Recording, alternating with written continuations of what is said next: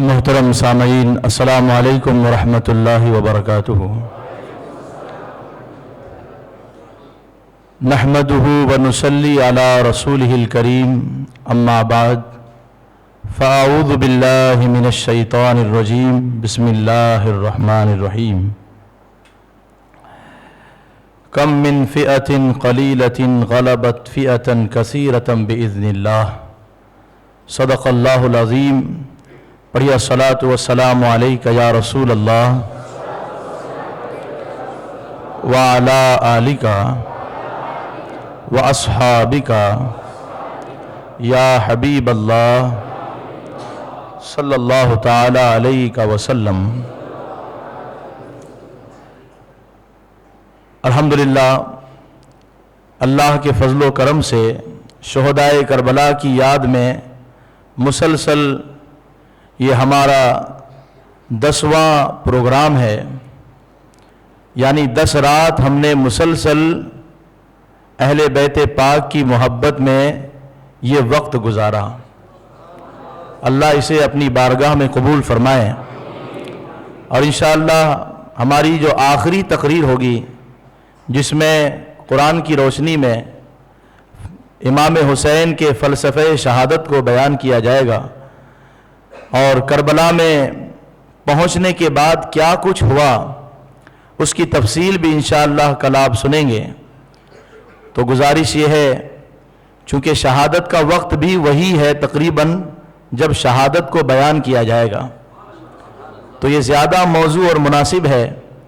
تو انشاءاللہ کل جب آپ 11 بجے مسجد علی مرتضیٰ مامو بھانجہ میں نماز عاشورہ کے لیے آئیں گے تو نماز عاشورہ کے بعد دعا ہوگی، اور دعا کے بعد انشاءاللہ شہادت امام حسین کو بیان کیا جائے گا۔ ہماری گفتگو یہاں تک پہنچی تھی کہ امام حسین رضی اللہ تعالیٰ عنہ جب مکہ تشریف لائے اور کوفیوں کے مسلسل خطوط آنے لگے تو آپ نے امام مسلم کو اپنا نائب بنا کر کوفہ بھیجا۔ امام مسلم کے ساتھ ان کے دونوں بیٹے حضرت محمد اور ابراہیم بھی گئے، اور نتیجہ کیا نکلا؟ کوفیوں نے دھوکہ دیا، امام مسلم اور آپ کے دونوں شہزادے پردیش میں غریب الوطنی کی حالت میں جام شہادت کو نوش کیا۔ امام مسلم رضی اللہ تعالیٰ عنہ جب کوفہ پہنچے تھے تو کوفہ پہنچتے ہی جب لوگوں کو دیکھا کہ یہ تو اہل بیت کی محبت میں سرشار نظر آتے ہیں، یہ تو اب بھی جان دینے کا وعدہ کر رہے ہیں، اسی وقت آپ نے امام حسین کو خط لکھ دیا تھا کہ آقا امام حسین کوفہ تشریف لائیں، حالات سازگار ہیں اور یہاں کے لوگ میرے ہاتھ پر آپ کی طرف سے بیعت بھی کر چکے ہیں، آپ تشریف لائیں جتنی جلدی ہو سکے۔ خط پہنچتے ہی امام حسین نے تیاری شروع کر دی۔ حج کا موسم تھا، حج کا مہینہ تھا، سارے لوگ جوق در جوق ایک بڑی تعداد میں کعبۃ اللہ کا رخ کر رہے تھے۔ کوئی عرب سے آ رہا تھا، کوئی عجم سے آ رہا تھا، کوئی حبشہ سے آ رہا تھا، الگ الگ رنگ کے لوگ، الگ الگ ملک کے لوگ کعبۃ اللہ کی زیارت کے لیے، حج کے لیے مکہ مکرمہ آ رہے تھے۔ اور یہ عجیب بات ہے کہ 25 مرتبہ پیدل حج کرنے والے امام حسین اب حج کے موسم میں حج کرنے نہیں جا رہے ہیں، بلکہ دین کو بچانے کے لیے کربلا جا رہے ہیں۔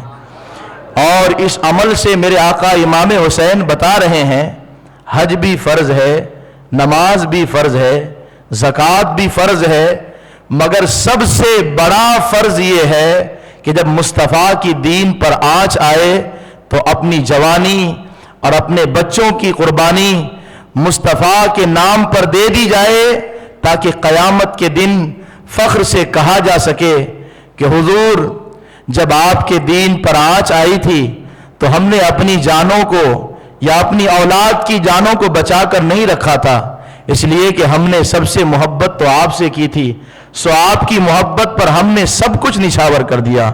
اللہ اکبر۔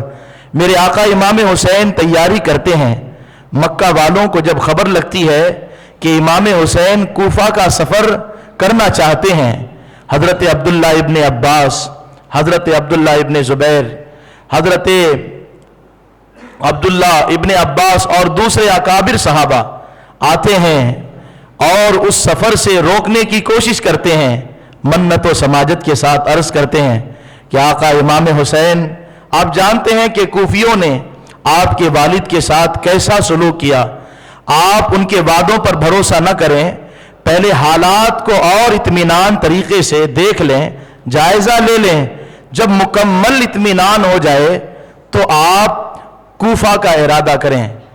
آپ کے رشتہ دار حضرت عبداللہ ابن جعفر جو کہ مدینہ میں رہتے تھے، وہ بھی خط لکھ کر آپ کو بھیجے کہ جب تک میں مکہ نہ پہنچوں آپ سفر کوفہ کا ارادہ بالکل نہ کریں، میں آپ کے لیے مکہ کے حاکم سے امان نامہ لکھوا لوں گا، آپ کی جان کو کوئی خطرہ نہیں ہوگا، آپ میری بات مانیں، کوفہ کے سفر کا ارادہ نہ فرمائیں۔ مگر میرے آقا امام حسین تو سب جانتے تھے، آپ کو ایک ایک بات کی خبر تھی، میرے ساتھ کیا ہونا ہے، میرے بچوں کے ساتھ کیا ہونا ہے، میرے بھتیجوں اور بھانجوں کے ساتھ کیا ہونا ہے۔ یہ سفر میرے آقا امام حسین اس طرح سے کرتے ہیں، ساتھ میں عورتیں بھی ہیں، چھوٹے چھوٹے بچے بھی ہیں، بیٹی سکینہ بھی ساتھ ہے۔ لوگ کہتے ہیں امام حسین کربلا تخت حاصل کرنے گئے تھے، نادانوں، اگر تخت حاصل کرنے کے لیے جنگ کرنے کی بات ہوتی تو جنگ کرنے کے لیے بچوں کو ساتھ لے کر کوئی نہیں جاتا، عورتوں کو ساتھ لے کر کوئی نہیں جاتا۔ میرے آقا امام حسین کوفہ اس لیے جا رہے تھے کہ انہوں نے خط لکھ کر بھیجا تھا اور یہ بات کہی تھی کہ اگر آپ نہیں آئے تو قیامت میں ہم آپ کے گریبان کو پکڑ کر آپ کے نانا کے سامنے کہیں گے کہ حضور، جب آپ کے دین پر انگلیاں اٹھ رہی تھی اور آپ کے دین کی ایک ایک نشانی کو مٹایا جا رہا تھا، ہم آپ کے نواسے امام حسین کے پاس گئے تھے، ہم نے خط بھی لکھا تھا، ہم ان کے پاس جا کر بھی براہ راست گفتگو بھی ہم نے کی تھی، مگر وہ ہماری بات نہیں مانے۔ میرے آقا امام حسین اس لیے جا رہے تھے تاکہ دین کا فریضہ ادا ہو، تاکہ دین کی حرمت پامال نہ ہونے پائے، تاکہ دین کی عظمت کو کوئی روندنے نہ پائے۔ نکلتے ہیں میرے آقا امام حسین، ادھر سے ایک قافلہ آتا ہے مدینے کی طرف سے، اس قافلے سے دو بچے جدا ہوتے ہیں، عون و محمد، آپ کے بھانجے، اللہ اکبر، آپ کے پاس آتے ہیں اور آنے کے بعد کہتے ہیں کہ آپ نہ سفر کوفہ کا ارادہ کریں، پہلے یہ خط لیں جو عبداللہ ابن جعفر نے آپ کو بھیجا ہے، اس خط کو کھول کر پڑھیں۔ امام حسین جب خط کو کھول کر پڑھتے ہیں تو اس خط میں یہی لکھا ہوتا ہے کہ اے میرے آقا امام، سفر کوفہ کا ارادہ نہ کریں، ملتوی کر دیں، میں بس مکہ پہنچنے ہی والا ہوں۔ میرے آقا امام حسین خط کو پڑھنے کے بعد بند کر دیتے ہیں اور فرماتے ہیں جو ہونا ہے وہ تو ہو کر رہے گا، میں نے سفر کا ارادہ کیوں کیا ہے وہ تو بس میں جانتا ہوں، میرا خدا جانتا ہے۔ اللہ اکبر، یہ کہہ کر آپ نے مدینے سے آنے والے ان دونوں بچوں سے پوچھا کہ بیٹے عون و محمد، اچھا یہ بتاؤ تو میری بیٹی سغرا کی طبیعت ٹھیک ہو گئی یا ابھی بھی وہ بیمار ہی ہے؟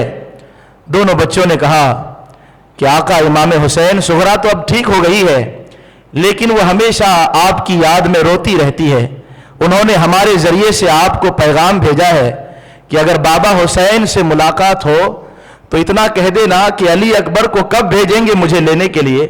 انہوں نے تو کہا تھا کہ میں جیسے ہی ٹھیک ہو جاؤں گی تو علی اکبر مجھے لینے آئیں گے، اور ہاں اگر علی اکبر سے ملاقات ہو میرے بھائی سے تو کہہ دینا کہ سغرا ٹھیک ہو گئی ہے، جلدی مدینہ جا کر اسے لے کر آؤ، اور اگر وہ ابھی نہ آئے تو کہہ دینا کہ اگر سغرا کو لینے ابھی نہ آئے، بعد میں آئے تو شاید سغرا سے ملاقات نہ ہو، سغرا کی قبر سے ملاقات ہو۔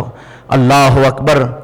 اور دونوں بچے کہنے لگے کہ سغرا تو ہمیشہ آپ کی یاد میں روتی رہتی ہے اور وہ سکینہ کے نام بھی پیغام بھیجی ہے۔ امام حسین نے کہا سکینہ کے نام کیا پیغام بھیجا اس نے؟ تو بچے کہنے لگے سکینہ کے نام یہ پیغام بھیجا کہ سکینہ سے یہ کہہ دینا کہ علی اصغر کا پورا خیال رکھے، اسے رونے نہ دے، اسے ہمیشہ اس کا خیال رکھے، اور इमाम हुसैन ने कहा मेरे नाम क्या पैगाम भेजा है? तो बच्चे कहने लगे आपके नाम ये पैगाम भेजा है कि जो भी प्यार हो आप सकीना से कर लेना। सुगरा तो आपकी बेटी नहीं लगती, अगर आपकी बेटी होती तो आप अली अकबर को भेज कर बुला लेते। और हाँ, मैं सकीना से हसद करके ये बात नहीं कहती, वो तो मेरी बहन है, बस एक जज्बा है, एक तड़प है जो रुला देती है और कभी कभी ज़बान से वो कहला देती है जो ज़बान से कभी कभी बात नहीं निकलनी चाहिए। ये मोहब्बत की बातें हैं, ये गम और हुज़्न की बातें हैं। जब तबीयतें मुख्तलिफ होती है तो इस तरह की बातें ज़बान से निकल जाती है। मेरे आका इमाम हुसैन की आंखों से आंसू के कतरे गिरने लगे जब बेटी की तरफ से ये पैगाम सुना। बहरहाल आपके सामने आजमाइशों का एक लंबा सफ़र है जिसे आपको तय करना है। बीमार बेटी को छोड़ के आए, अब वो ठीक हो गई है, लेकिन लेने के लिए किसी को नहीं भेजते बल्कि सफ़र करबला को जारी रखते हैं। कूफा की तरफ सफ़र करने के इरादे से आगे बढ़ते रहते हैं।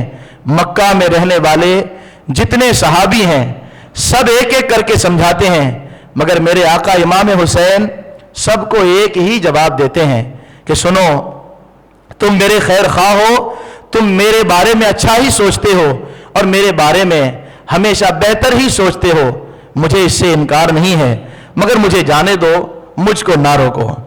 सबकी बातों को आपने टाल दिया और ये कहकर आप आगे बढ़ते गए। अब एक ऐसा सफ़र है, नूरानी काफिला है। इस नूरानी काफिले में जितने हैं उनमें से अक्सर अहले बैत से ताल्लुक़ रखने वाले हैं। सबके चेहरे भी नूरानी हैं, सफ़र भी नूरानी है। अल्लाह की राह में ये सफ़र हो रहा है। तकलीफ़ें तो अल्लाह की राह में आती रहती है। मेरे आका हुसैन सफ़र को आगे बढ़ा रहे हैं। बीच में कभी किसी से मुलाकात हो जाती है। अरब का बहुत ही मशहूर शायर फर्जदक वो आपके पास आता है, वो भी मना करता है हुजूर ना जाएं, मैं कूफियों की नस नस से वाकिफ़ हूँ, मैं कूफियों के रग रग को जानता हूँ, उनके हालात कैसे हैं, उनके दिल कैसे हैं। उनकी तलवारें हुकूमत के साथ हो चुकी है, दिल भले आपके साथ हों लेकिन तलवारें हुकूमत की हिमायत में उठ रही हैं। मेरी बात माने, आप कूफा का सफ़र ना करें। मेरे आका हुसैन सुनते हैं, शुक्रिया अदा करके आगे बढ़ जाते हैं। बीच में हज़रत ज़ुहैर से मुलाकात होती है। ये वो हैं जिन्होंने सलमान फ़ारसी को देखा है, जिन्होंने सलमान फ़ारसी से मुलाकात की है। वो खैमा लगाकर अलग से बैठे रहते हैं, वो हज के इरादे से आते हैं। अल्लाह अकबर। मेरे आका इमाम हुसैन जब मक्का छोड़ रहे हैं तो मक्का में एक कोहराम बपा है। मक्का में जो है लोग रो रहे हैं और एक आवाज़ उठ रही है मक्का से, ऐ मक्का वालो आओ, नवासे रसूल का आखिरी दीदार कर लो, आओ मुस्तफ़ा के शहजादे का आखिरी दीदार कर लो। काबा देखने आए हो, काबे का जो काबा है आज उसके बेटे की जियारत कर लो। क्या मालूम सफ़र पर जा रहे हैं, वापस आ भी सकेंगे या नहीं। जिस चेहरे को देखकर मुस्तफ़ा की याद ताज़ा हो जाती है, जिस चेहरे को देखकर मुस्तफ़ा का चेहरा सामने आ जाता है, आओ उस चेहरे को देख लो, आखिरी बार देख लो। मेरे आका हुसैन की जियारत करके सारे हाजी इधर उधर अपने अपने मुल्कों की तरफ रवाना होते हैं और आका हुसैन सफ़र करबला को आगे बढ़ाए हैं।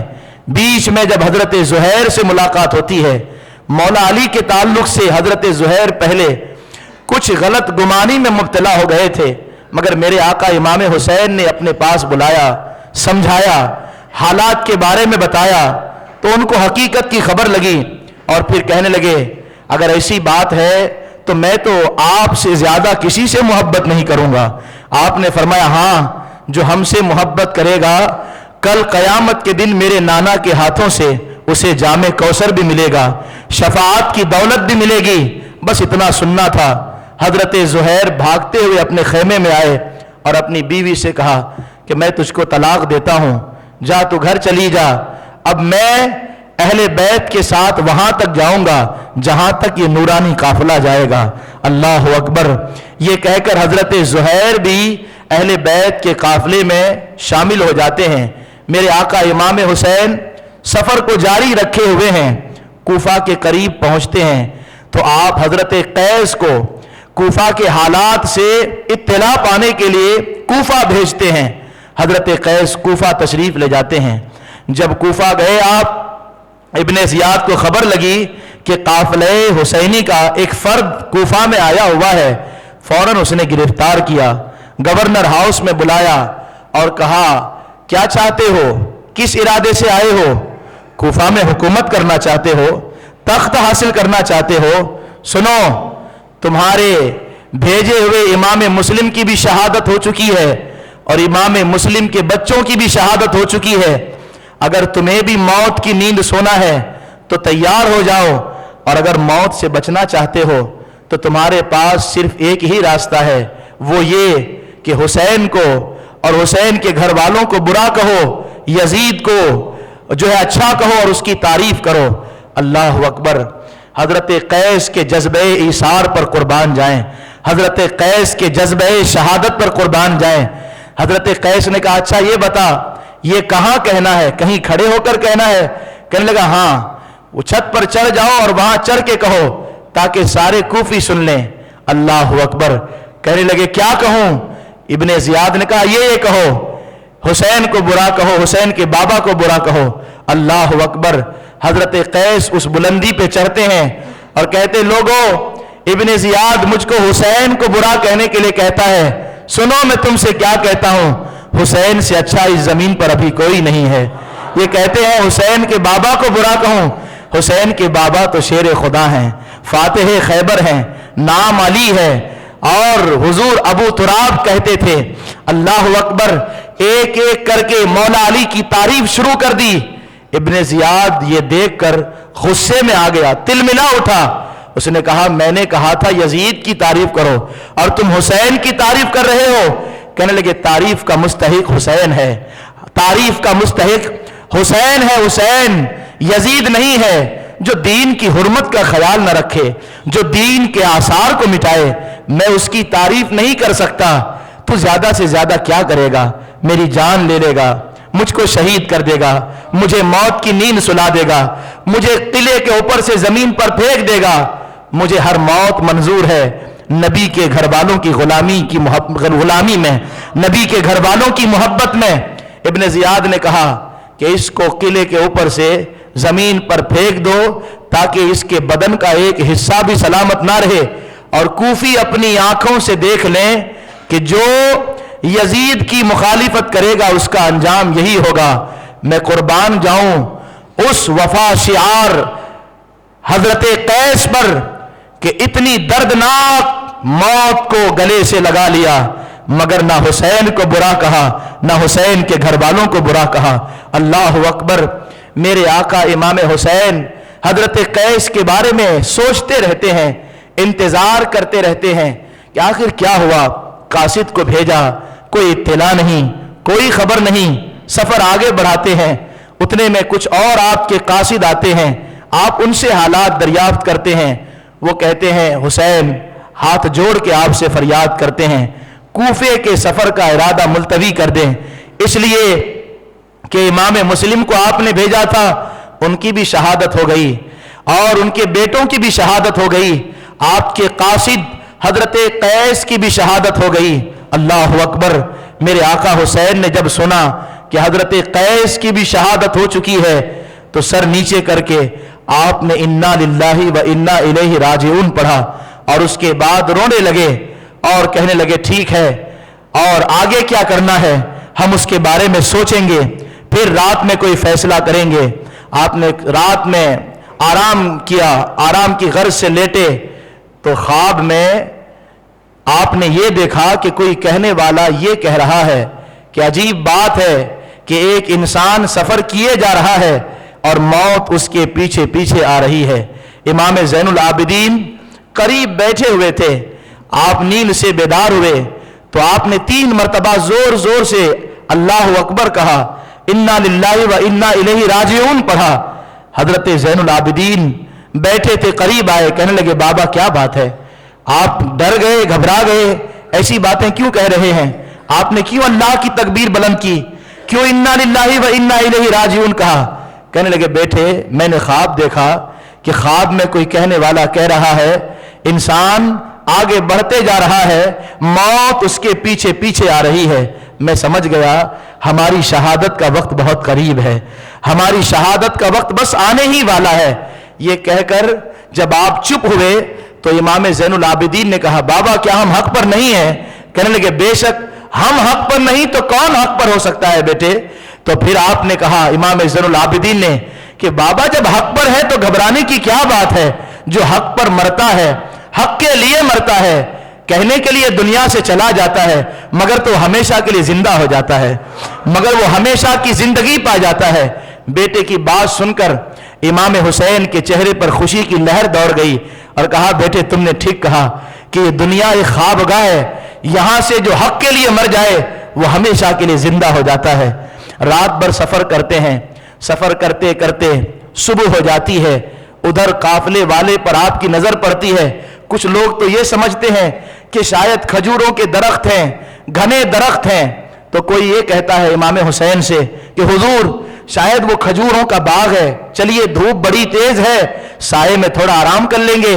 لیکن ان کو پتا نہیں تھا وہ کھجوروں کے درخت نہیں تھے جو دور سے کھجوروں کا باغ نظر آ رہا تھا، بلکہ وہ حضرت حر کے ساتھ آنے والا 1000 افراد پر مشتمل قافلہ تھا جو ابن زیاد نے بھیجا تھا۔ قافلہ آہستہ آہستہ قریب پہنچ گیا میرے آقا امام حسین کے۔ حضرت حر اس وقت انہوں نے جو کچھ بھی کیا تاریخ میں موجود ہے، مگر ان کے دل میں اہل بیت کی محبت باقی تھی، اہل بیت کی عظمت باقی تھی، اور اسی محبت نے ایک وقت ایسا آیا کہ کربلا میں جب کہ حق اور باطل کا فیصلہ ہونے والا ہے، قدموں میں آ کے حضرت حر گر گئے تھے، اور آخر کار اور اس سے پہلے تو یزید کی فوج میں شامل تھے، مگر تقدیر کا فیصلہ، جسے خدا ہدایت دینا چاہے، خدا جس پر کرم کرنا چاہے تو آخری وقت پر بھی کرم فرما دیتا ہے۔ وہ امام حسین کے ہاتھ پر توبہ کر کے قافلہ حسینی میں شامل ہو جاتے ہیں۔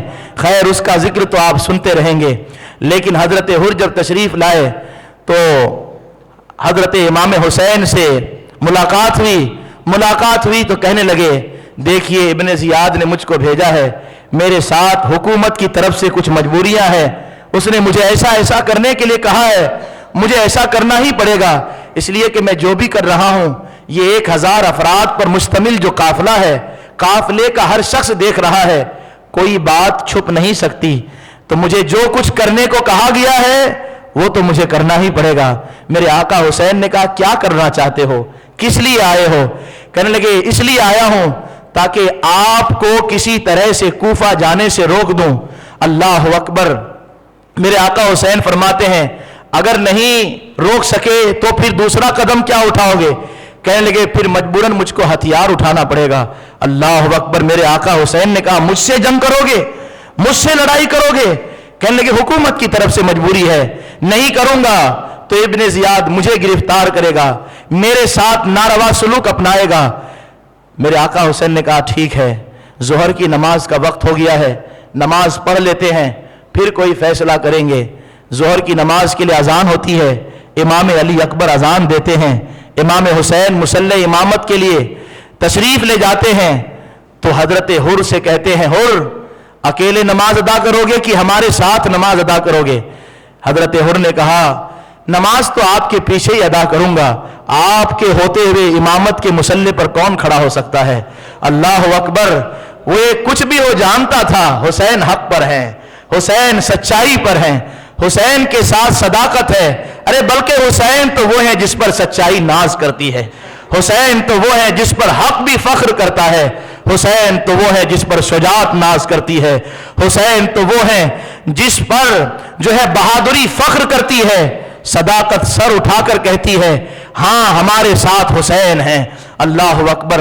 امام حسین نے نماز ادا کی، پیچھے سارے لوگوں نے نماز ادا کی، نماز سے فارغ ہو کر آپ نے خطبہ دیا اور کوفیوں سے کہا کوفیوں میں اس چہرے کو جانتا ہوں، نام بھی جانتا ہوں، چہرے سے پہچانتا بھی ہوں، جن لوگوں نے مجھ کو خط دے کر بھیجا تھا اور کہا تھا حسین کوفہ تشریف لائیں، اب جب میں آ گیا ہوں تو تم دھوکہ دے رہے ہو، تم نے امام مسلم کو شہید کیا، امام مسلم کے بیٹوں کو شہید کیا، میرے قاصد کو شہید کیا، اب تمہارا ارادہ میرے حوالے سے ہے، सुनो, क्या तुमने मुस्तफ़ा की हदीस न सुनी कि मुस्तफ़ा ने फरमाया, जिसने ऐसे बादशाह का ज़माना पाया जो हलाल को हराम कर दे, हराम को हलाल कर दे, दीन की निशानियां मिटा दे, तो उस वक्त उम्मतियों पर फर्ज हो जाता है कि फिर वो मैदान अमल में आए और उस बादशाह का मुकाबला करें। क्या सोचकर धोखा दे रहे हो? क्या यजीद के कारनामे तुमको मालूम नहीं? क्या यजीद की कारसतानियों से तुम खबर नहीं रखते? सारे यजीदी सुनते रहे, सारे कूफी सुनते रहे, मगर मैंने जो कहा ना आपसे, हुकूमत की तरफ से दबाव, पैसे की लालच, जान का खतरा, कि अगर इब्ने जियाद की बात ना मानेंगे तो हमारी जान चली जाएगी। मेरे आका हुसैन ने असर की नमाज अदा की।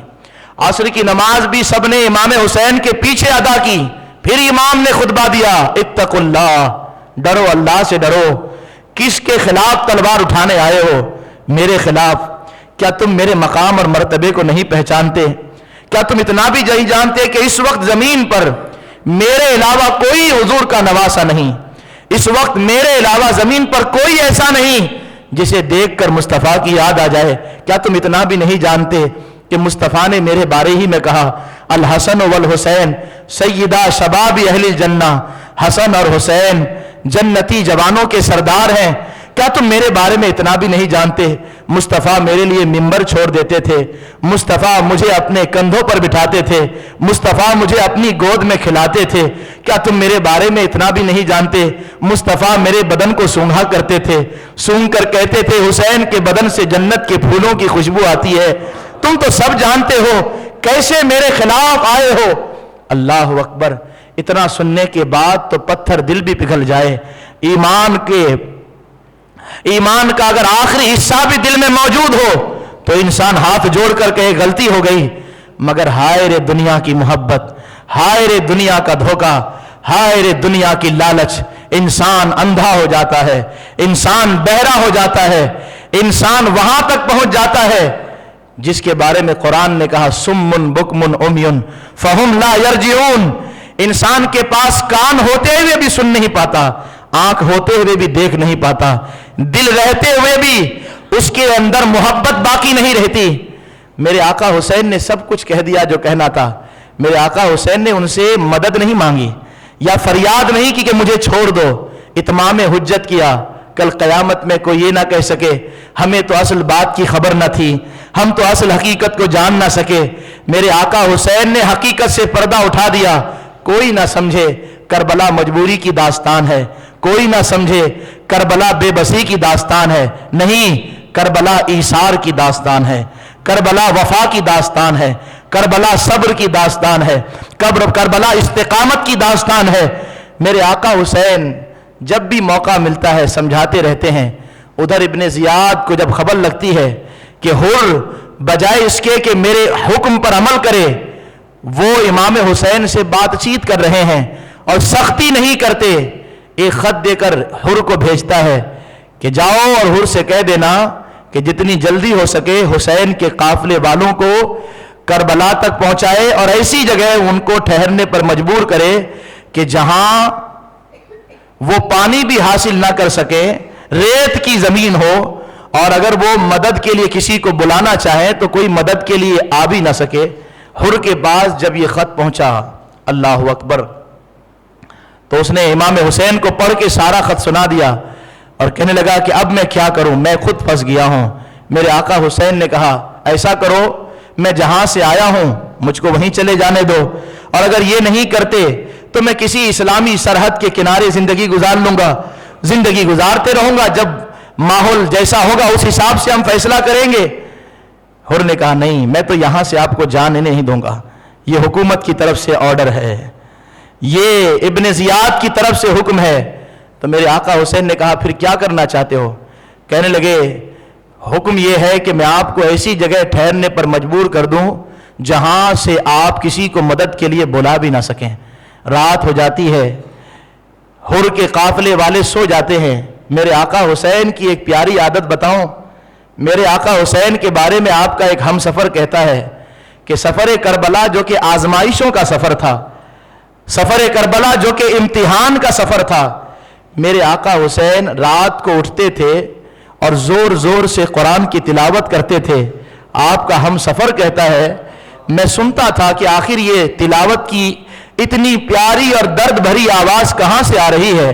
میں خیمہ حسین میں جب جاتا اور حسین کی قیام گاہ کو جھانک کر دیکھتا تو میں دیکھتا کہ حسین کے سامنے قرآن ہے. آقا حسین قرآن پڑھتے ہیں اور اتنا روتے ہیں کہ آنسوؤں سے داڑھیاں تر ہو جاتی ہے. لوگوں، سفر کربلا سن تو رہے ہو مگر کچھ سیکھ بھی لو کہ مشکل گھڑی میں دنیا داروں سے فریاد نہیں کی جاتی، خدا کا کلام کھول کر پڑھا جاتا ہے.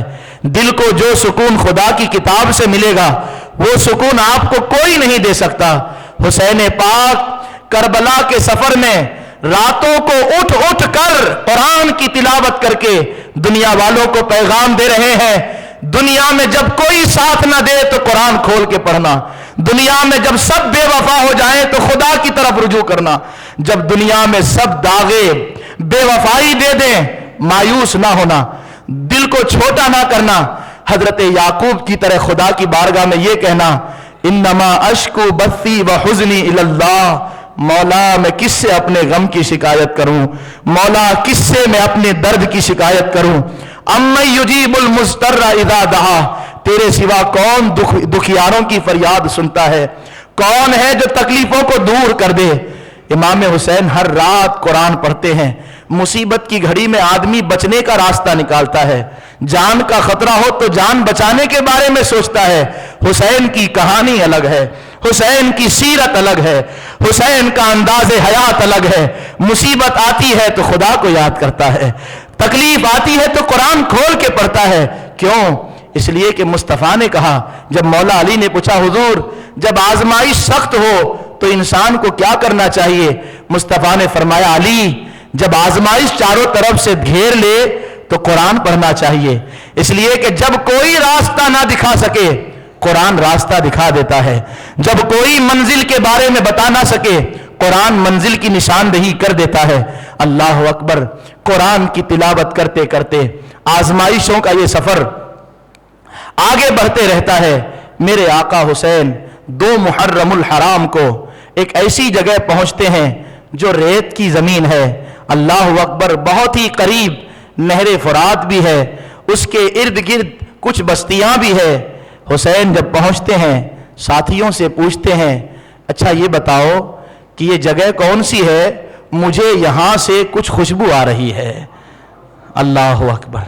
لوگوں نے کہا کہ اس کو اس جگہ کا نام فلاں نام ہے. نہیں، کہنے لگے نہیں اس کا نام تم معلوم کرو، اس کا ایک نام اور ہوگا. کہنے لگے ہاذا موضع کرب و بلا، اس کا نام کرب و بلا ہے، اس کو کربلا بھی کہا جاتا ہے. کہنے لگے بس دوستو اپنی اپنی سواریوں سے اتر جاؤ، یہی ہمارے ٹھہرنے کی جگہ ہے، یہاں ہمارا خیمہ لگے گا، اب یہیں رکنا ہے. آپ نے فرمایا بس سب کچھ یہیں ہونے والا ہے. کسی نے پوچھا حضور یہیں کیوں ٹھہریں گے؟ کہنے لگے میرے بابا نے مجھ کو بتایا تھا ایک بار، میں نے کہا نا میرے آقا حسین کی شہادت ایسی نہیں تھی کہ بعد میں لوگوں کو شہادت ہوئی تو خبر ہوئی. میرے آقا حسین کی شہادت کے بارے میں لوگ پہلے ہی سے جانتے تھے. میرے آقا نے پہلے ہی سب کچھ بتا دیا تھا. مولا علی جب اسی جگہ سے ایک مرتبہ گزر رہے تھے اپنے زمانے میں تو آپ نے فرمایا تھا کہ بیٹا حسین اس کو کربلا کہتے ہیں، ایک وقت یہ آئے گا کہ یہاں تجھ پر مصیبتوں کا پہاڑ ٹوٹے گا، بیٹا اس وقت تو کیا کرے گا؟ امام حسین کہنے لگے بابا میں صبر کروں گا، اللہ کے لیے صبر کروں گا. کہنے لگے بس صبر ہی کرنا. کیوں؟ قرآن کی آیت پڑھ کے سنائی انما یوفی الصابرون اجرهم بغیر حساب. بیٹے صبر کرنا، اللہ صبر کرنے والوں کو بے حساب انعام عطا کرتا ہے. کہنے لگے ٹھیک ہے میں صبر کروں گا. جب خیمے کے لیے زمین کو کھودا گیا تو ایک شخص پریشان ہو گیا، حیرت میں آ کر کہنے لگا حضور خیمے کے لیے زمین کھودتا ہوں تو خون نکلتا ہے، کیا بات ہے؟ کہنے لگے ہاں ایک نشانی اور پوری ہو گئی، یہی ہمارا خون بہنے والا ہے، گھبراؤ نہیں، خیمہ تو یہی لگے گا، یہی ہمارے ٹھہرنے کی جگہ ہے. خیمہ لگ گیا. ادھر ابن زیاد نے ابن سعد کو خط لکھا اور خط لکھ کر کہا یہ ابن سعد کون ہے؟ سعد بن وقاص رضی اللہ تعالیٰ عنہ کا بیٹا، وہ سعد جن کو مصطفیٰ نے کہا سعد تم پر میرے ماں باپ قربان. وہ جہاں رہا تھا کہیں اور جنگ کرنے کے لیے، اس کو ابن زیاد نے رے کی حکومت کی لالچ دی تھی اور کہا تھا اس مہم کو سر کر لیا تو رے کی حکومت تیری، لیکن واپس پلٹ جا، ابھی امام حسین سے تجھے ہی مقابلہ کرنا ہے۔ اس نے پہلے معافی مانگی، حضور یہ میں نہیں کر سکتا، ان کے لیے حضور وہ تھے اس وقت، اللہ اکبر۔ تو بہرحال ابن سعد نے پہلے معافی مانگی کہ حسین کے خون سے میں اپنے ہاتھوں کو رنگین نہیں کر سکتا، مجھے معاف کیجئے، لیکن ابن زیاد نے کہا معاف تو کر دوں گا لیکن رے کی حکومت نہیں ملے گی۔ وہ فوراً سوچنے لگا اگر ایسی بات ہے کہ رے کی حکومت حسین کے ساتھ مقابلہ کرنے کے بعد ہی ملے گی تو پھر میں مقابلہ کرنے کے لیے تیار ہوں۔ برباد کر دیا دنیا والوں کو لالچ نے، برباد کر دیا دولت اور منصب کی لالچ نے، ان کے دین کو بھی برباد کر دیا، ان کے عقیدے کو بھی برباد کر دیا، ان کے ایمان کو بھی برباد کر دیا۔ یہ کیسی بری لالچ ہے کہ نواسۂ رسول کے خلاف تلواریں اٹھ جاتی ہے، یہ کتنی خطرناک بیماری ہے کہ اہل بیت کا خون بہہ جاتا ہے، انسان کو احساس نہیں ہوتا۔ ابن سعد حکم پاتے ہی کربلا کی طرف بڑھا 4000 سپاہیوں کو لے کر۔ پہلے تو راتوں رات ملاقات بھی ہوتی رہتی ہے کیونکہ ابن سعد بھی شروع یہ چاہتا ہے کہ کسی طرح سے کوئی صلح ہو جائے، کوئی بات نکل جائے، مجھے اس آزمائش میں مبتلا نہ ہونا پڑے۔ امام حسین بھی بات چیت کرتے ہیں، کئی رات بات چیت کرتے کرتے گزر جاتی ہے۔ ادھر کوئی خبر پہنچا دیتا ہے ابن زیاد کو کہ جس عمرو ابن سعد کو لڑنے کے لیے بھیجے ہو وہ لڑ کہاں رہا ہے، وہ تو صلح کا راستہ ڈھونڈ رہا ہے۔ اللہ اکبر۔ شمر ذل جوشن، یہ وہ بدبخت ہے جس کے بارے میں مصطفیٰ نے پہلے ہی نشاندہی کر دی تھی۔ میرے آقا حسین نے فرمایا جب شمر سامنے آیا کہ یہ وہی بدبخت ہے جس کی نشانی مصطفیٰ نے پہلے بتا دی تھی، اس کے بدن پر سفید سفید داغ تھے اور میرے مصطفیٰ نے فرمایا تھا کہ میری امت کا یہ کتا ہے جو میری اہل بیت پر ایک مرتبہ حملہ آور ہوگا۔ اسی نے اٹھ کر کہا تھا ابن زیاد سے، حالانکہ ابن سعد نے صلح کا پورا راستہ نکال دیا تھا، اس نے کہا ابن سعد صلح نہیں کرتا، مجھے بھیجو، یا تو وہ جنگ کرنے کے لیے تیار ہو جائے یا تو قیادت میرے ہاتھ میں دو، میں مقابلہ کروں گا حسین سے۔ نادان کس سے مقابلہ کرنے کی بات کر رہا تھا؟ جنتی جوانوں کے سردار سے۔ اللہ اکبر، اللہ اکبر۔ ابن سعد کو جب خبر لگی کہ شمر ذل جوشن خط لے کر آیا ہے تو کہا پڑھ کے سناؤ۔ پڑھ کے سنایا تو ابن سعد نے کہا بدبخت یہ تیرا ہی کام ہوگا، میں نے صلح کا راستہ نکال دیا تھا، تو نے پھر مجھے اس آزمائش میں ڈال دیا، لیکن یاد رکھ مجھے تو رے کی حکومت چاہیے، میں تجھ کو قیادت نہیں دوں گا۔ اللہ اکبر، اللہ اکبر۔ یہ کہنے کے بعد خط کو پڑھنے کے بند کر دیا اور سپاہیوں کو جمعرات کی رات 9 محرم الحرام کو حکم دیا۔ کیا حکم دیا؟ کہ خیمہ حسین پر ٹوٹ پڑو۔ جب فوجیوں کے آنے کا شور بلند ہوا تو حضرت زینب رضی اللہ تعالی عنہ بھاگتی ہوئی امام حسین کے پاس آئی اور کہنے لگی بھائی کیا بات ہے، مجھے کچھ ماجرا سمجھ میں نہیں آتا، یہاں ہم ٹھہرے ہوئے ہیں اور ادھر وہ ہم پر حملہ کرنے کے لیے بالکل تیار ہیں، کیا کریں کچھ سمجھ میں نہیں آتا۔ حضرت زینب یہ کہتے کہتے رو پڑی۔ میرے آقا حسین نے تسلی دی اور فرمایا بہن میں بھی آزمائش سے گزروں گا، تم کو بھی آزمائشوں کا سامنا کرنا پڑے گا۔ کہنے لگے کیا؟ کہنے لگے تم کو اپنی آنکھوں سے میری شہادت دیکھنی پڑے گی، تم کو اپنی آنکھوں سے علی اکبر کی جوانی کو قربان ہوتے ہوئے دیکھنا پڑے گا، تم کو اپنے بچوں کی شہادت دیکھنی پڑے گی۔ یہ سننے کے بعد حضرت زینب پھوٹ پھوٹ کر رونے لگی، کہنے لگی ایک شہادت نہیں اتنی شہادت دیکھنی پڑے گی۔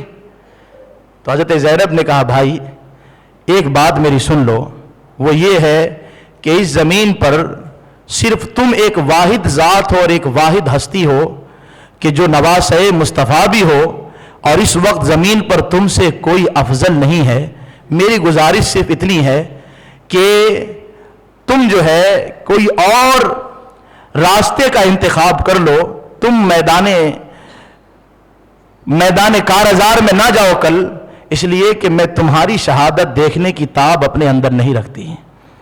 حضرت امام حسین نے کہا بہن اس طرح کی باتیں نہ کیا کرو، ہم اہل بیت ہیں، ہم نبی کے گھر والے ہیں، ہماری تاریخ ہماری پہچان صبر اور استقامت ہے، تمہارے ساتھ کیا کیا کچھ ہونے والا ہے تم سب دیکھتے رہنا، میں تم سے جو بات کہہ رہا ہوں بہن اسے یاد رکھنا، وہ یہ کہ میں شہید ہو جاؤں یا میرا بیٹا شہید ہو جائے یا قاسم شہید ہو جائے تو رونا مت، گریبان مت پھاڑنا، اپنے بال کھول کر گریہ وزاری مت کرنا، نوحہ مت کرنا، صبر کرنا، اور صبر کر کے دنیا والوں کو بتا دینا اہل بیت اس لیے سب سے عظیم ہے کہ بچہ ہو کہ جوان، ان کے دلوں میں اگر سب سے زیادہ کسی کی محبت رہتی ہے تو وہ اللہ اور اس کے رسول کی محبت ہے۔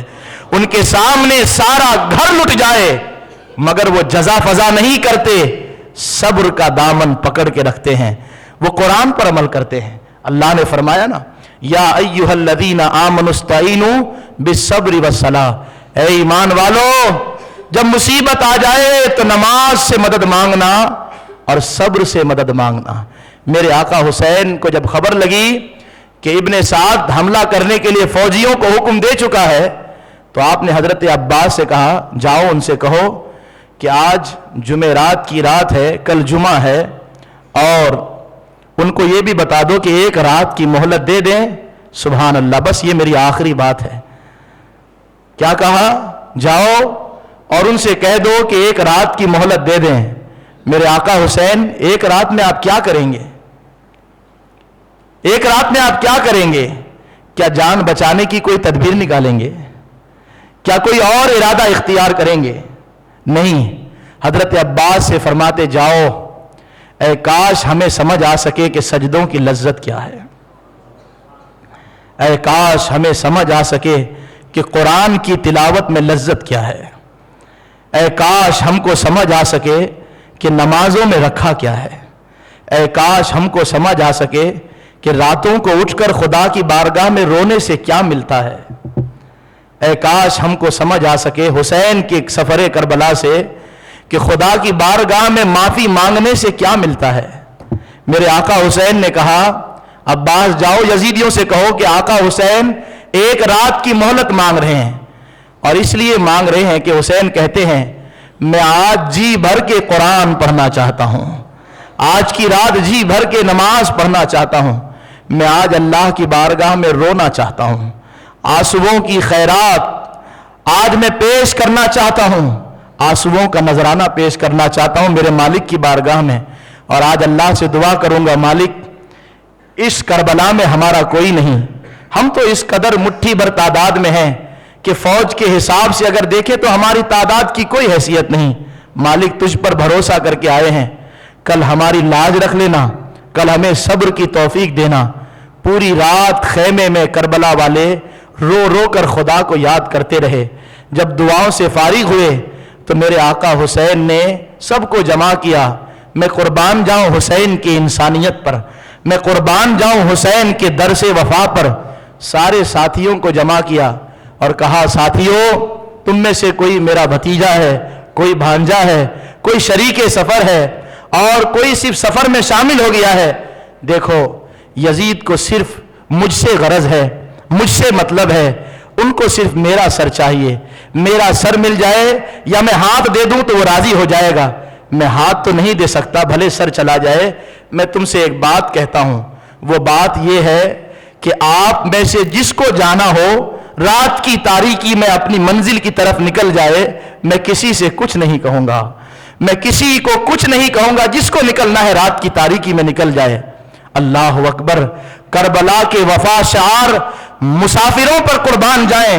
جب امام حسین نے اتنی بات کہی ایک وفادار کھڑا ہوتا ہے، کہتا ہے حضور اس لیے بھاگ جائے کہ دنیا میں جئیں، آپ کے بعد بھی جئیں گے ہم، آپ کے بعد جینے میں کیا مزہ رکھا ہے، آپ کو دیکھ کر جینے میں جو مزہ ہے، آپ کو دیکھے بغیر جینا تو ایک ایک لمحہ قیامت ہے۔ میری خواہش تو یہ ہے کہ اگر اللہ مجھ کو آپ کی خاطر، آپ کے گھر والوں کی خاطر 1000 بار زندگی دے تو میں ہر مرتبہ آپ کی خاطر زندگی قربان کر دوں۔ اللہ اللہ کیسی محبت ہے۔ میرے مصطفیٰ نے بدر کے موقع پر جب صحابہ سے کہا تھا لڑو گے تو حضرت مقداد نے کہا تھا حضور لڑنے کی بات کرتے ہیں، حضور آپ تو سمندر میں کود جانے کے لیے کہیں گے، تو ہم اتنا بھی نہیں پوچھیں گے سمندر میں کود جانے سے جان بچے گی یا رہے گی، ہم آپ کا حکم سن کر سمندروں میں کود پڑیں گے۔ ایک صحابی نے اٹھ کر کہا تھا حضور ہم موسیٰ کی قوم کی طرح نہیں ہیں کہ آپ سے کہیں آپ جا کے لڑے، آپ کا رب جا کے لڑے، ہم تو اپنی لاشیں بچھا دیں گے آپ کے ارد گرد. وہی وفا یہاں نظر آتی ہے, وہی درس وفا یہاں نظر آتا ہے. آقا حسین نے جب کہا نہیں جاؤ گے, کہنے لگے نہیں جائیں گے, یا تو زندہ رہیں گے تو آپ کے ساتھ رہیں گے, اور اگر مرنا ہی ہے تو آپ کی خاطر چلے جائیں گے دنیا سے. حسین نے جب یہ دیکھا فرمایا ضرور میرے نانا اس کا بدلہ تم کو قیامت میں دیں گے. یہ کہتے کہتے میرے آقا حسین کی پلکیں بھیگ گئی کہ مجھے دوست ایسے ملے کہ آپ نے فرمایا میں قسم کھا کے کہتا ہوں زمین پر جو دوست میرے ہیں اس سے بہترین دوست کسی کا نہیں ہے. جتنے وفا شعار میرے دوست ہیں اتنے وفا شعار کسی کے دوست نہیں ہیں. یہ کہتے کہتے حسین پاک کی پلکیں بھیگ گئی. فرمایا پھر کل کے لیے تیار ہو جاؤ. اللہ اکبر, ایک عجیب امتحان ہے, ایک الگ آزمائش ہے. امام زین العابدین بیمار ہیں, بستر پہ بخار کی شدت سے تڑپ رہے ہیں. کل شہادت گاہ میں ایک ایک کر کے سب کو جانا ہے, سب کو جو ہے خدا کی راہ میں اپنی جانوں کی قربانی پیش کرنی ہے. ہم میں سے کسی کو صرف اتنا پتا چل جائے کہ بس کچھ دیر بعد روح ہمارے جسم سے جدا ہونے والی ہے تو ہماری کیفیت کیا ہوگی؟ ہم بچنے کی ہزار کوششیں کریں گے, مگر وہ کیسے وفا شعار تھے, کیسے کلمہ پڑھنے والے تھے. کہہ دیا تو صرف کہہ نہیں دیا رات کو کہ ہزار جانیں ملے تو قربان کر دیں گے, نہیں, پہلے کربلا میں حسین کے وفا شعاروں کی لاشیں بچھی ہے, پھر حسین میدان میں آئے ہیں. ایسی وفا کاش ہمارے پاس بھی ہوتی. ہاں آج حسین ہم سے جان کی قربانی نہیں مانگتے. ہاں آج حسین ہم سے خون کی قربانی نہیں مانگتے. ہاں آج حسین ہم سے اولاد کی قربانی نہیں مانگتے. آج کربلا سے صرف ایک آواز آ رہی ہے, وہ آواز یہ ہے میری امت, میرے نانا کے امتیوں, جس نماز کی خاطر سب کچھ لٹا دیا کچھ نہ ہو سکے تو اس نماز کی لاج رکھ لینا.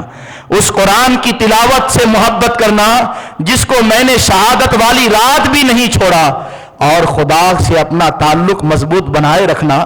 میں خدا کو اس وقت بھی یاد کیا, میں خدا سے اس وقت بھی تعلق بنائے رکھا, میں قرآن اس وقت بھی پڑھتا رہا جب میرے لیے آزمائش کی ایسی گھڑی آئی کہ شاید اس زمین پر اب تک کسی پر امتحان کی ایسی گھڑی نہیں آئی. ہاں حضرت ابراہیم کو بھی اللہ نے اولاد کو قربان کرنے کے لیے کہا تھا, مگر اولاد کی قربانی ہوئی نہیں تھی, بدلے میں ایک دمبا ذبح ہوا تھا.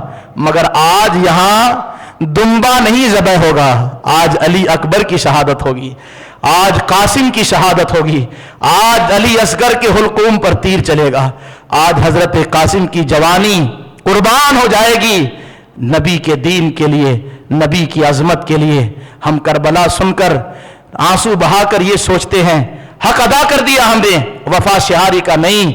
حسین سے وفا کا حق اس وقت تک ادا نہیں ہو سکتا جب تک کہ نماز سے اتنی محبت نہ ہو, دین سے اتنی محبت نہ ہو کہ چاروں طرف سے طوفان گھیر لے, آزمائشیں گھیر لے, سیلاب گھیر لے, کچھ بھی ہو جائے مگر دل میں اتنا جذبہ ضرور رہے, ہو کچھ بھی, ساری چیزیں لٹ جائے مگر ہمارا دین سے تعلق ایسا ہو کہ ہزار آزمائشوں کے آنے کے بعد, سب کچھ لٹ جانے کے بعد یہ تمنا ضرور رہے, کچھ رہے نہ رہے پر دعا ہے کہ امیر نزا کے وقت سلامت میرا ایمان رہے.